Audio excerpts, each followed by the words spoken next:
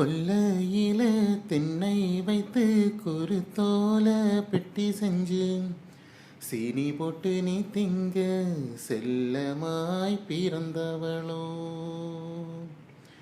கொல்லையில தென்னை வைத்து குருத்தோல பெட்டி செஞ்சு சீனி போட்டு நீ திங்க செல்லமாய் பிறந்தவளோ. மரக்கிளையில் தொட்டில் கட்டி மாமனவன் விட்டு கட்ட அரண்மனைய விட்டு வந்த அள்ளீரணி கண்ணுறங்கு.